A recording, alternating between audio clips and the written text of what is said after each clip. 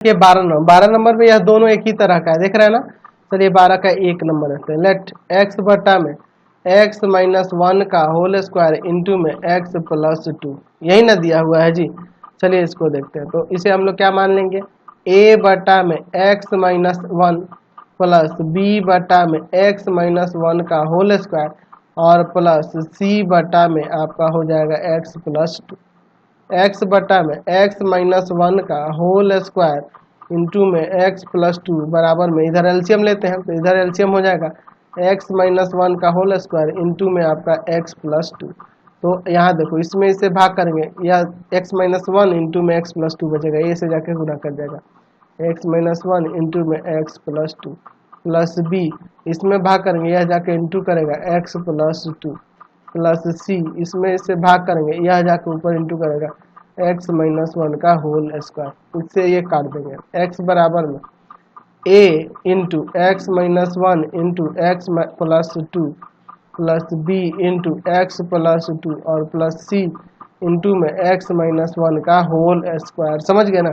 अब देखिए हम लोग यहाँ पे वैल्यू निकालते हैं। चलिए सबसे पहले हम लोग बात करते हैं, अगर मैं a के लिए बात करूं तो a का निकालने के लिए उससे पहले मुझे एक काम करना होगा,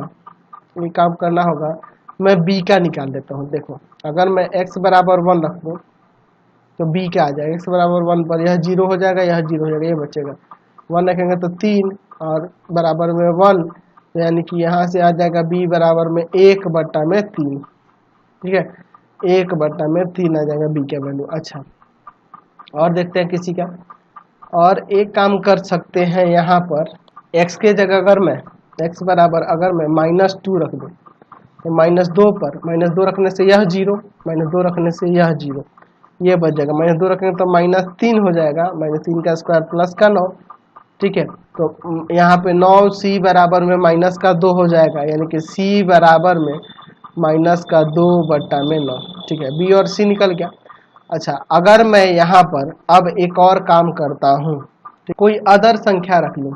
ठीक है, मैं कोई अदर संख्या रखूँगा ताकि हमें a का भी वैल्यू निकाल सके, क्योंकि a को डायरेक्ट निकालने में थोड़ी सी दिक्कत हो रही है, तो इसलिए मैं यहाँ पे कोई अदर संख्या रख दूंगा x के जगह। मान लीजिए मैं x के जगह यहाँ रख देता हूँ, क्या रख दिया जाए, 2 रख दिया जाए, x बराबर 2 पर 2 रखते ही देखो क्या होगा, इधर 2 हो जाएगा, यहाँ पे देखो क्या हो जाएगा, 2 में से 1 गया 1 और 2 2 4।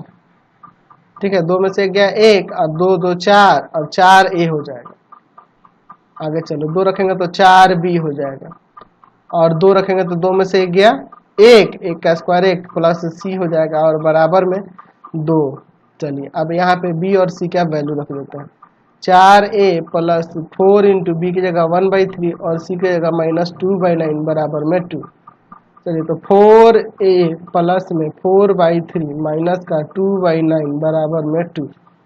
चलिए समझ गए, तो 4a बराबर में 2 माइनस 4/3 और प्लस का 2/9, 4a बराबर में यहाँ एलसीएम लेते हैं तो एलसीएम इसका 9 हो जाएगा, कुछ नहीं तो आपका 1 है, कुछ नहीं है तो 1 है, और 1 जाकर 9 भाग करेगा तो 9, 9 जाके 2 में इंटू करेगा 18 माइनस, इसमें से भागेंगे 3, 3 चौका 12 प्लस, इसमें से भाग करेंगे 1, 1 जाके 2 में गुना करेगा तो 2। 4a बराबर में यहाँ पे देखो इसमें से यह घटाएंगे तो 6 और 2 8 हो जाएगा, 8/9, ये जाएगा भाग में a बराबर में 8/9 और गुना में 4, 4 से इसको काट देंगे 2 बार में, यानी a का वैल्यू आ गया 2/9 और b का 1/3 और c का माइनस का 2/9। चलिए हमें इंटीग्रेशन निकालना है, किसका इंटीग्रेशन निकालना था जी, x बटा में x माइनस 1 का होल स्क्वायर और इंटू में x माइनस 2, x बटा में x माइनस 1 का होल स्क्वायर इंटू में x प्लस 2, ये ना था आपका, इसी का इंटीग्रेशन निकालना था। चलिए तो इसके बराबर में क्या हो जाएगा, क्या था, तो a का a बटा में x माइनस 1 dx का इंटीग्रेशन प्लस b बटा में x माइनस 1 के होल स्क्वायर का इंटीग्रेशन प्लस c बटा में x प्लस 2 dx, यही ना होगा आपका। चलिए आगे ए बी सी का वैल्यू रखते हैं। चलिए ए बी सी का वैल्यू रखेंगे तो a का वैल्यू है 2/9 integration of 1/x minus 1 dx। b का वैल्यू क्या था, तो b का वैल्यू ऊपर हम लोग निकाले थे, b का वैल्यू है 1/3 और c का वैल्यू -2/9, 1/3 इंटीग्रेशन ऑफ 1/x-1 का होल स्क्वायर dx और c का वैल्यू -2/9 1/x+2 dx। चलिए देखते हैं आगे। तो इसका हो जाएगा आपका 2/9 log x-1 प्लस 1/3, इसका होगा -1/x-1 और -2/9 log x+2 प्लस c। चलिए यानी कि 2/9 log x-1 -1/3 इंटू x-1 और -2/9 log x+2 और प्लस में c। ये आपका आंसर हो जाएगा। समझ गए? अगला क्वेश्चन